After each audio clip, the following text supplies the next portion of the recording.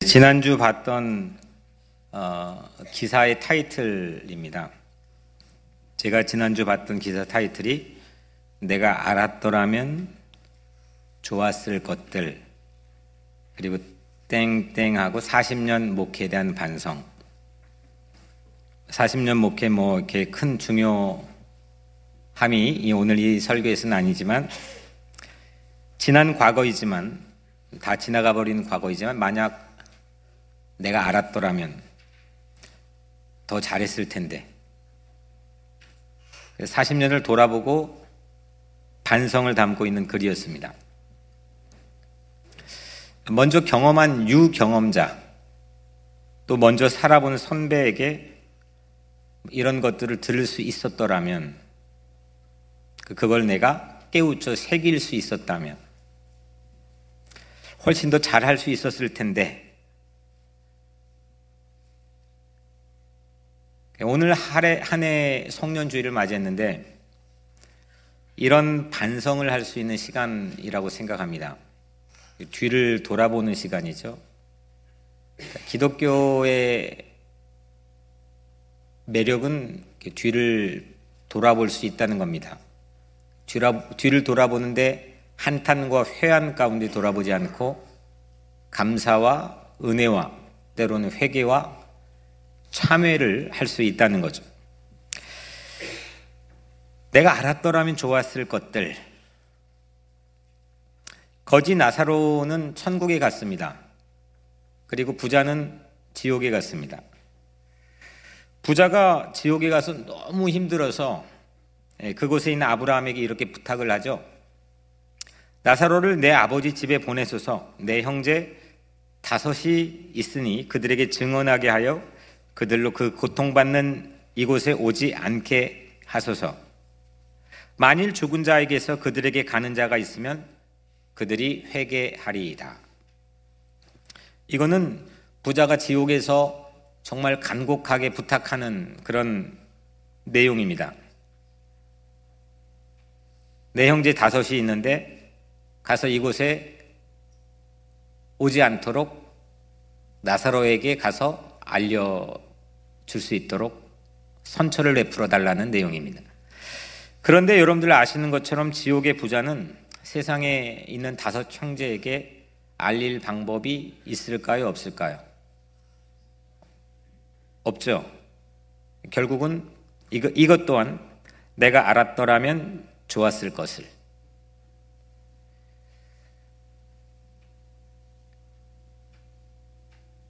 송년주일입니다. 한 해를 돌아보면 내가 알았더라면 좋았을 것이 있습니다. 알았더라면 더 잘할 수 있었을 텐데. 이 부자의 질문에 아브라함의 대답은 딱 한 가지입니다. 그들에게 모세와 선지자들이 있으니 그들에게 들을지니라. 하나님께서 이 땅에 보낸 사람들 많이 있다는 거죠. 그 사람들의 이야기가, 그 사람들이 이미 죽었지만 그 사람들의 얘기가 성경에 담겨 있으니, 다시 말하면 성경에서 들으라. 아브라함이 제시한 한 가지 답입니다. 알았으면 좋았을 것들, 부자의 입장에서 내가 알았으면 좋았을 것들, 내 사랑하는 사람에게 전해주고 싶은 것들, 하지만 깊은 골이 있어서 건너가지도 못하고 이리 오지도 못하는, 전할 수 없는 상황에서 성경에서 들으라. 이것이 아브라함이 제시한 유일한 답입니다. 오늘 본문이 가지고 있는 가치는, 본문의 이 뛰어난 가치는 내가 꼭 알아야 할 것들, 꼭 알아야 할 것을 예수님이 우리에게 말씀하고 있습니다. 이 본문과 오늘의 공통점이 있습니다. 둘 다 모두 마지막입니다. 이 본문도 세상의 마지막, 종말, 그리고 한 삶의 마지막. 오늘 우리도 한 해의 마지막에 서 있습니다. 둘 모두 돌아보게 합니다. 이 본문도 돌아봅니다. 그리고 오늘 우리들도 의미 있는 생각하는 사람이라고 한다면 돌아봐야 합니다. 삶을 돌아보고 한 해를 돌아봅니다. 그 본문은 송년주일에 딱 알맞은 말씀을 하나님께서 우리에게 오늘 이 아침 주셨다고 생각합니다. 한 해 어떻게 사셨습니까? 한 해를 평가할 수 있는 기준은 천차만별입니다. 각자 중요하게 생각하는 기준에 따라서 평가가 달라지기 때문에 정말 천차만별입니다. 한 해를 어떻게 살아왔느냐? 근데 여러분들에게 본문이 던져주는 중요한 질문 한 가지는 여러분들의 한 해를 평가할 수 있는 기준을 여러분들은 갖추고 있느냐 이겁니다. 여러분들은 갖추고 있습니까?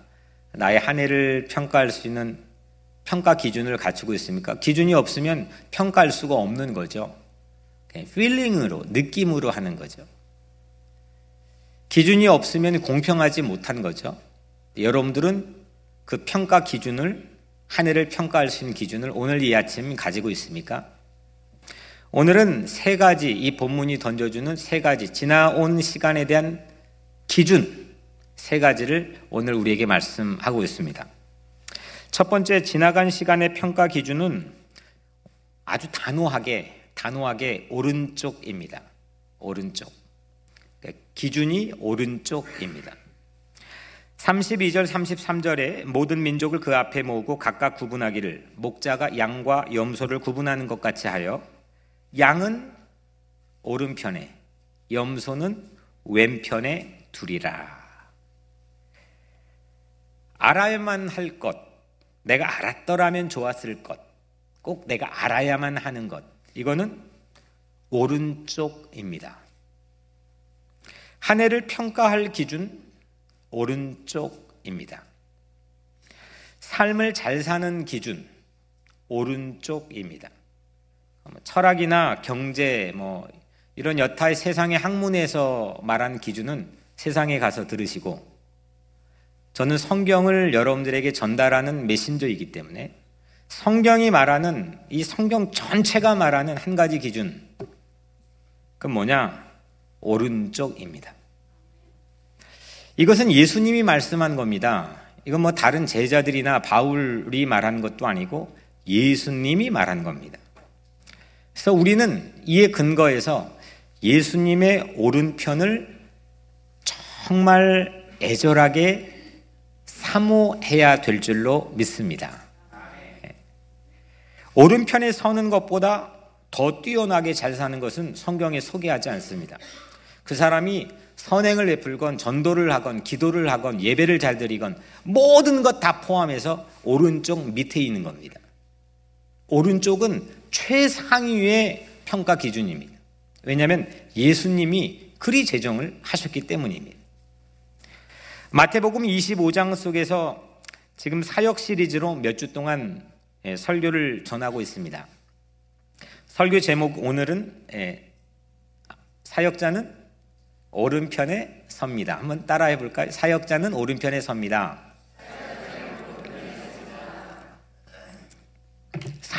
사역에 대해서 말씀 나누고 있습니다. 사역은 그냥 평이한 세상 말로 하면 일입니다. 일.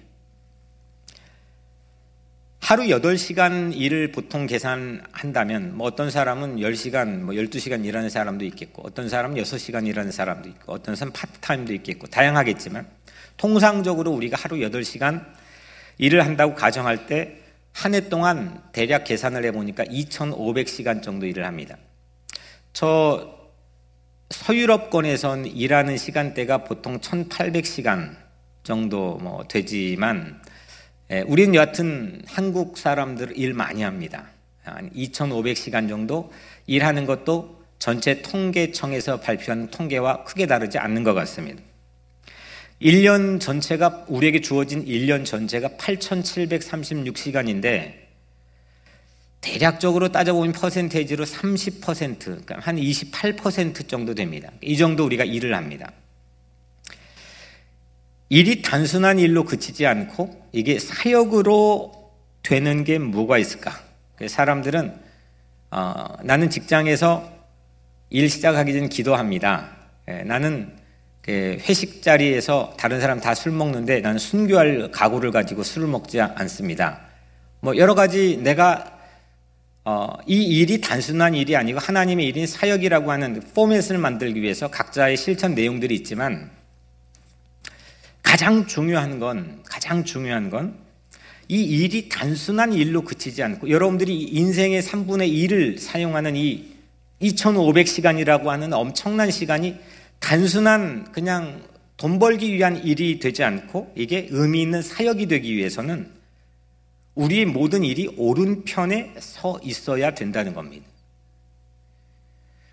오른편에 서면 직장일도 사역이 되는 거고 가정일도 제가 하는 목회와 동일한 밸류를 갖는 똑같은 사역이 되는 겁니다.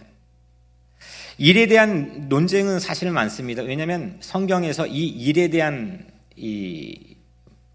아담과 하와가 죄를 지은 다음에 하나님이 노동에 대해서 하나의 퍼니시먼트, 그 벌에 대한 한 종류로 이 노동을 얘기했기 때문에 교회의 역사에 상당히 이건 논쟁거리였습니다. 하지만 제 입장에서는 하나님은 먼저 일하셨거든요. 6일 동안 세상을 만드는 거 다 하나님 먼저 노동하셨습니다. 여하튼 여기서 그걸 다루고자 함은 아니지만 이 단순한 일이라고 하는 것, 우리에게 주어져 있는 수없는 시간들을 거기에 쏟아부는 일이라고 하는 것, 이게 어떻게 내 삶에서 의미 있는 일이 될까? 사역이 될까? 이걸 어떻게 전환시킬까? 한 해를 잘 살았는지는, 인생을 잘 살았는지는 결국 오른쪽이 판가름합니다. 아무리 모든 것들을 잘 했다고 해도 내가 오른쪽에 서 있지 못한다면 성경에서는 meaningless, 의미 없는 겁니다. 예수님이 말씀합니다. 34절에 오른편에 있는 자들에게 이르시되 내 아버지께 복 받을 자들이여 나와 창세로부터 너희를 위하여 예비된 나라를 상속받으라. 오른편에 복 받은 사람이 있는 겁니다. 오른편은 복 받은 사람들이 있는 자리입니다.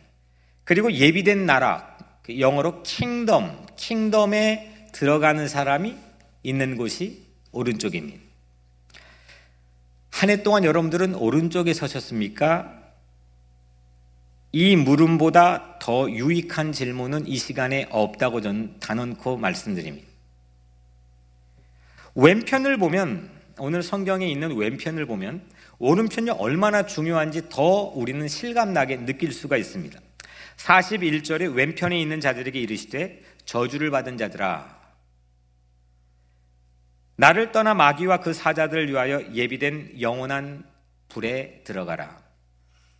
왼편은 저주를 받은 곳, 그리고 영원한 불에 들어가는 사람들이 있는 곳, 그것이 왼편입니다.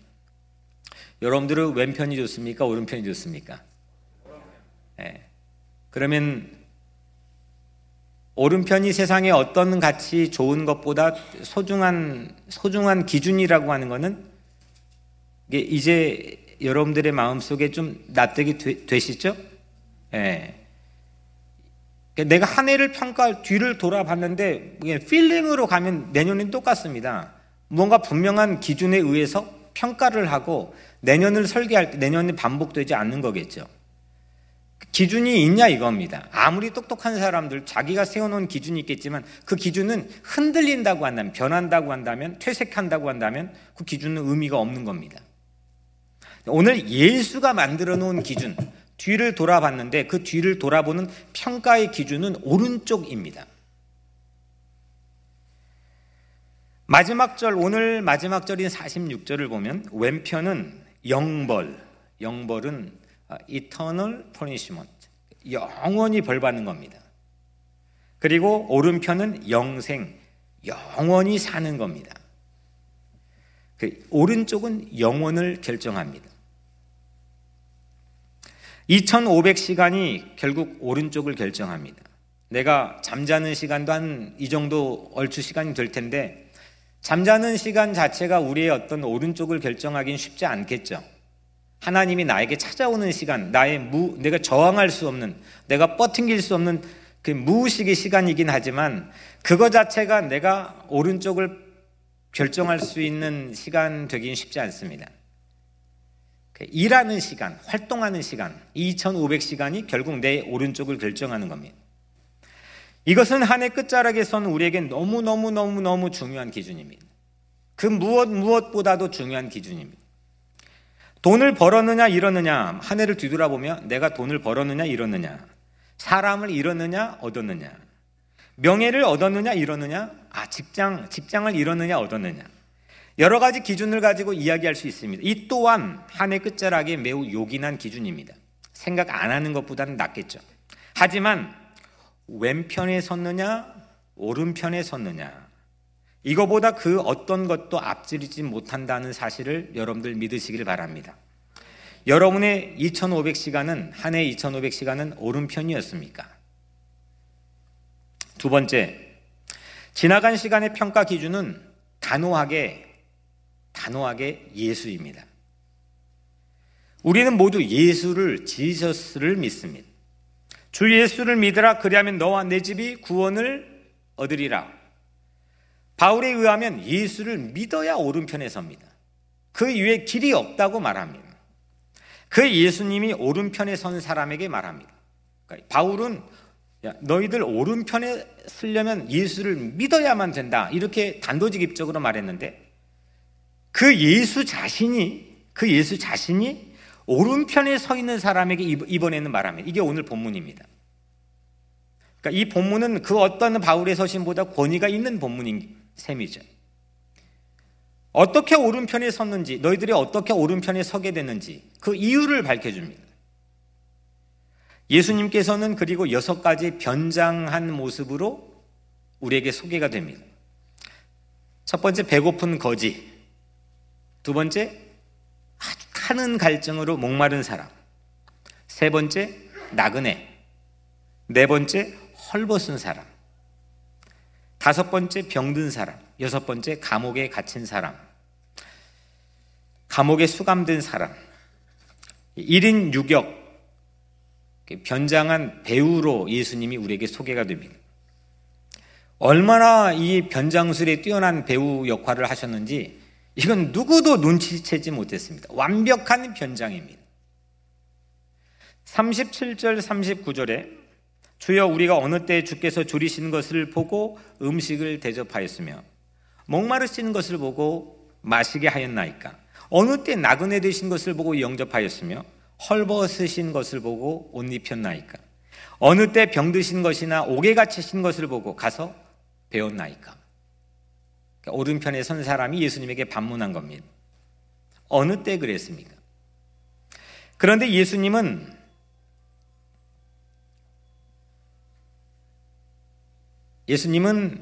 그들이 오른쪽에 선 이유를 6가지 상황에서 분명하게 우리에게 밝혀줍니다. 이것은 우리가 오른쪽에 설 수 있는 단서, 내가 오른쪽에 설 수 있는 단서를 직접 밝혀주시는 거기 때문에 이건 꼭 성경의 어떤 구절보다 사실은 암기해야 되는 그런 구절입니다. 6가지죠. 첫 번째 뭐죠? 내가 줄일 때에 너희가 먹을 것을 주었고, 두 번째 목마를 때에 마시게 하였고, 세 번째 나그네 되었을 때 영접하였고, 네 번째 헐벗었을 때 옷을 입혀주었고, 다섯 번째 병들었을 때 돌보았고, 마지막 6번째 옥에 갇혔을 때 와서 보았느니라. 이 6가지는 여러분들이 외우면 좋겠습니다. 다시 한번 3가지씩 나눠가지고 해보면 쉽게 여러분들이 암기할 수 있을 것 같습니다. 첫 번째 3가지를 보겠습니다. 첫 번째, 줄일 때. 두 번째, 목마를 때에. 세 번째, 나그네 되었을 때. 그 다음 4번째 보겠습니다. 4번째, 헐벗었을 때. 그리고 병들었을 때. 옥에 갇혔을 때. 이제 우리 교회 수준이 이 정도입니다. 아주 모든 분들이 이거 필링으로는 알고 있지만 이 6가지를 신명기에 나와 있는 말씀을 유대인들이 막 기호로 삼고 이마에 붙이고 그 말씀을 지금까지도 이 주이시들이 외우고 다니는 가장 소중하게 여기는 말씀이거든요. 그게 그들의 파워입니다. 제가 볼 때는 그건 유대교고 개신교들이 가지고 있는 파워는 오늘 이 말씀이 있다고 생각합니다. 이 6가지를 우리는 외우고 있어야 됩니다. 35절, 36절 이 2절에 기록된 6가지 상황, 이거는 우리에게는 매우 중요한 길을 제시하기 때문입니다. 무슨 길? 오른쪽에 설 수 있는 길. 누구도 예수라고 생각하지 못했던 6가지의 사람들, 그 사람들을 대하는 자세입니다. 사람들의 상식을 깨버리는 순간에서만 예수가 변장해서 우리에게 나타났습니다. 중요한 것, 여기서 중요한 것은 사람들이 몰라봤다는 겁니다. 알아차리지 못했다는 겁니다. 이사야도 이 사실을 예수의 모습은 이러했다라고 우리에게 예견합니다. 이사야 53장 2절 3절에 그는 고운 모양도 없고 풍채도 없은즉 우리가 보기에 흠모할 만한 아름다운 것이 하나도 없도다. 그는 멸시를 받아 사람들에게 버림을 받았고 간고를 많이 겪었으며 질고를 아는 자라. 마치 사람들이 그에게서 얼굴을 가리는 것 같이 멸시를 당하였고 우리도 그를 귀히 여기지 아니하였도다. 성경의 전통입니다. 그런데 기독교 교회사에서 물론 힘 있는 교권을 가진 사람들이 그렇게 했겠지만 예수님이 아주 잘생긴 정말 결혼하고 싶은 그 백인의 모습으로 사진 나와 있잖아요. 그게 진짜 예수님일까요? 그런 예수님 나타나면 누구나 영접하죠. 그 영접 안 하면 바보 멍충이죠. 그 정도 멋있는 사람이 나에게 오면 누구나 결혼하죠. 그 신부 안 되겠다 생각하는 사람은 좀 약간 이게 아니라 이렇게 된 사람이죠. 근데 성경이 말하고 있는 일관된 전통은 오늘 마태복음 25장에 예수님이 직접 밝혔던 것처럼 몰라본다는 겁니다. 알아차리지 못한다는 겁니다. 왜? 풍채가 없기 때문에, 고운 모양이 없기 때문에, 심지어는 마치 사람들이 얼굴을 가리어서 멸시를 당하는 사람으로 서 있기 때문에. 그런 사람이 여러분들의 곁에 있다고 한다면, 그게 바로 예수라고 한다면 여러분들의 삶의 자세는 어떻겠습니까? 결국 이렇게 6가지로 변장한 예수님은 우리의 진짜 본심을 폭로하는 기제 역할을 합니다. 그리고 그 폭로된 그 내 진심이 오른쪽을 결정하고 왼쪽을 결정한다고 예수님이 우리에게 말씀했어요. 본문의 오른쪽 왼쪽에 있는 사람들의 공통점이 무엇입니까? 우리가 그토록 신앙생활하며 소원하는 예수님 만나고 싶어요, 예수님 보고 싶어요, 예수님 만났느냐 안 만났느냐, 이게 아닙니다. 이건 왜냐하면 오른쪽 왼쪽 둘 모두 다 예수를 만났습니다. 그런데 예수에 대한 대접이 달랐습니다. 예수에 대한 섬김이 달랐고 태도와 자세가 달랐습니다. 오른쪽은 예수를 대접했고 왼쪽은 예수를 대접하지 못했습니다. 결국 우리 신앙의 오른쪽 왼쪽의 그 기준을 가늠하는 행동은 뭐냐? 예수에 대한 태도와 자세입니다. 예수를 어떻게 알았느냐? 그래서 우리는 오른쪽에 설 수 있습니까? 한 해의 끝자락에 여러분들에게 중요한 질문입니다. 오늘 본문이 우리에게 던져준 질문입니다. 여러분들은 오른쪽에 서 오셨습니까? 오른쪽에 설 수 있습니까? 오늘 가장 중요한 마지막 3번째입니다. 지나간 시간의 평가 기준, 첫 번째는 뭐였죠? 오른쪽, 두 번째는 예수입니다. 오늘 마지막 3번째 지나간 시간의 평가 기준은 사랑입니다. 한 해를 어떻게 신앙적으로 평가할 수 있습니까? 우리의 삶을 평가할 기준은 무엇입니까? 오른쪽입니다. 그 오른쪽에 서는 길은 예수에 대한 태도와 자세로 나뉘어집니다. 성경에서 그거를 뭐라고 했느냐? 믿음이라고 불렀습니다. 믿음. 그래서 바울은 이 점을 반복해 강조해서 말합니다. 믿음으로, 오직 믿음으로 의인이 되리라. 급기야 바울은 할례 문제로 행위냐 믿음이냐 논쟁을 촉발시킵니다. 지금 우리가 행위냐 믿음이냐 이건 참 배부른 얘기입니다. 지금 바울의 컨텍스트 상황과는 너무 다른 상황에서 얘기하는 겁니다. 행위냐 믿음이냐, 이건 배부른 사람이 하는 얘기입니다. 바울은 지금 어떤 상황이었냐면 이 복음 예수를 외국인에게 전해야 됩니다. 근데 외국인에게 결정적인 복음을 전할 수 없는 아킬레스건이 있는데 그들에겐 할례를 받지 않는다는 겁니다. 유대인 입장에서 이거를 접촉 금기된 사항입니다. 그 할례 문제를 어떻게 하느냐, 할례 이 행위 자체를 어떻게 해석하느냐. 할례는 예수 믿는데 하등 중요한 게 아니다라고 하는 걸 쉽게 말하면 그걸 얘기하기 위해서 행위냐 믿음이냐 이 논쟁을 촉발시켰습니다. 예수님이 말한, 그럼 한번 봅시다. 오늘 예수님 본문에서 말한 이 6가지 변장한 이 예수에 대한 행동, 이 행동과 바울이 말하고 있는 믿음, 이건 도대체 그러면 다른 것이라는 것, 다른 것이냐 이겁니다. 다른 것입니까? 이게 제게 지금 던져주고 있고 저를 통해 여러분들에게 던진 질문입니다. 예수가 이 본문에서 말한 행동과 바울이 말한 믿음은 그럼 다른 거냐 이겁니다. 우리는 어느 쪽을 선택하면 그러면 예수 잘 믿을 거냐 이겁니다. 예수님은 오른편에 선 사람들에게 6가지 사회적 약자들에게 해주는 것이 곧 내게 해주는 것이라고 말해줍니다. 그들은 그런 적이 저는 없어요. 전 그런 적이 없습니다. 이렇게 대답하죠.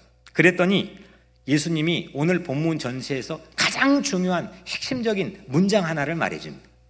40절에 내가 진실로 너희에게 이르노니 너희가 여기 내 형제 중에 지극히 작은 자 한 사람에게 한 것이 곧 나에게 한 것이니라.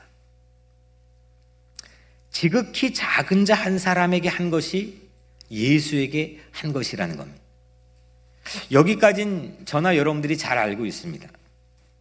그런데 여전히 우리는 예수와 바울 사이에서 갈팡질팡합니다. 마치 내 입장에 취사 선택하기 좋은 하나의 선택하는 것처럼 신앙을 그 정도로 우리는 아주 가볍게 믿고 있는지도 모르겠습니다. 내 기분 따라, 내가 배운 학문의 결에 따라 근거가 빈약합니다.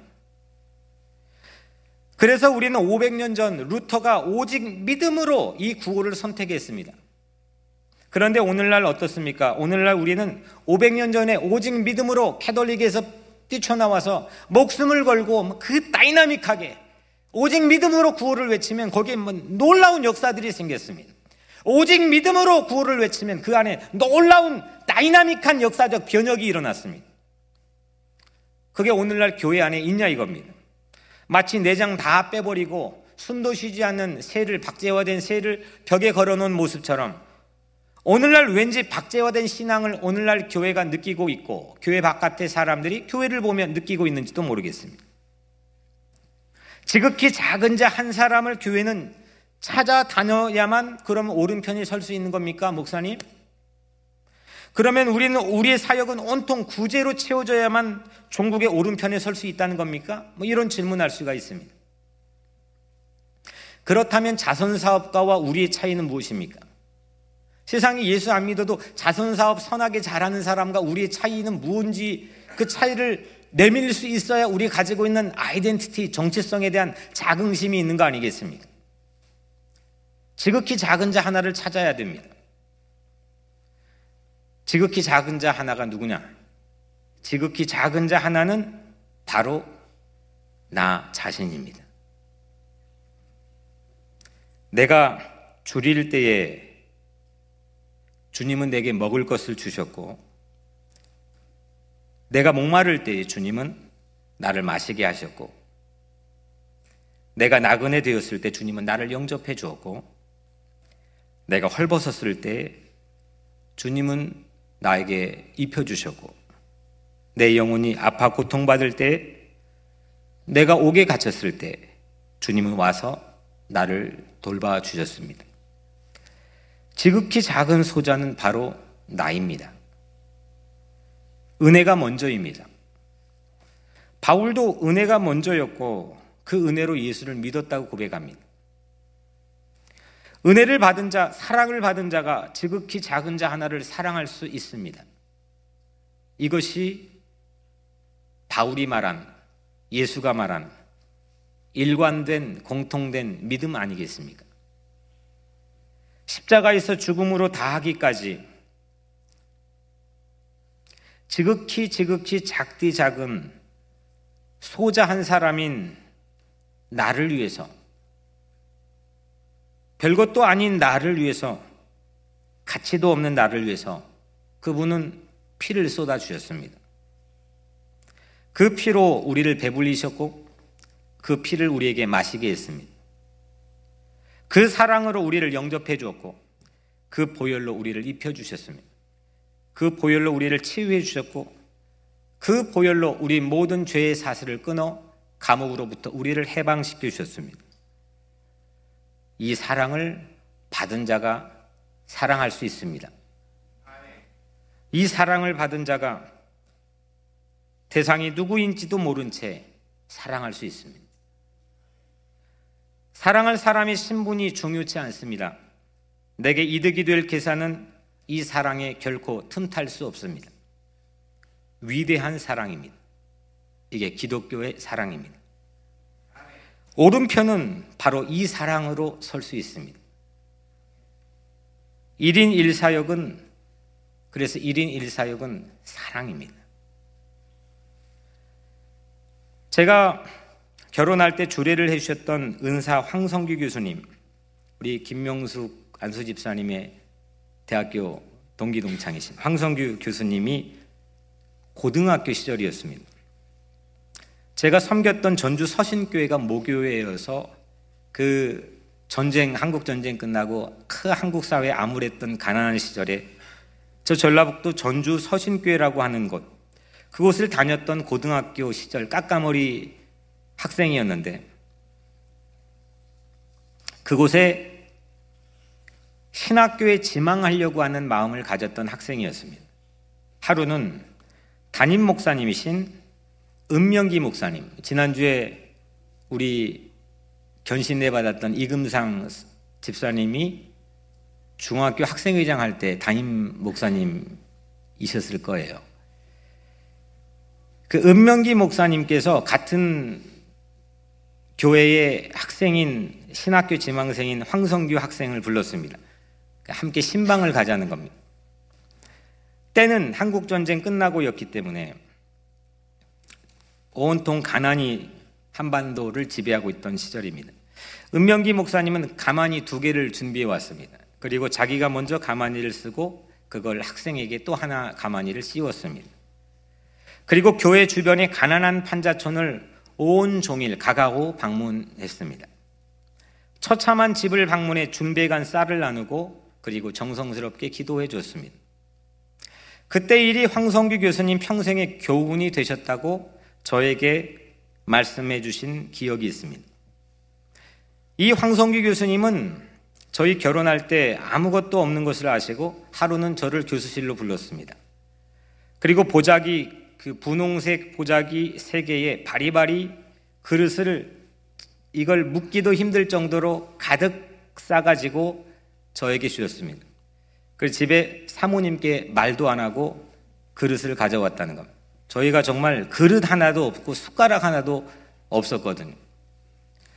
저는 사랑을 받았습니다. 이뿐만은 아닙니다. 제가 살아오며 뒤를 돌아보면 모든 게 받은 사랑뿐입니다. 우리는 교회를 섬김에 1인 1사역의 비전을 나누었습니다. 휴지 하나 줍는 것도 사랑해서 하면 그게 사역이 됩니다. 우리 교회는 8개의 사역위원회가 있습니다. 예배사역, 전도사역, 교육사역, 선교사역, 재정사역, 관리사역, 행사사역, 이복교사역. 오늘 말씀을 준비하면서 이런 감동을 주셨습니다. 이 8개 사역위원회는 변장한 예수님이라고 생각하면 되겠구나. 예수님이 변장하여 우리에게 찾아오셨는데 8개 변장한 모습으로 우리에게 찾아오셨다는 겁니다. 참 다행스럽게도 참 축복되게도 우리 교회 사역위원회는 우리 교회 안에만 국한되지 않고 우리 교회 바깥에도 공통적으로 신경을 많이 쓰고 있습니다. 교회 안팎으로 또 여러분의 직장에서 여러분들이 하는 2500시간이 모두 사역이 되기를 주의 이름으로 축복합니다. 그리고 오른쪽에 서시기를 바랍니다. 사랑하는 것만이 사역입니다. 사랑하는 성도 여러분, 사랑으로만이 오른편에 설 수 있습니다.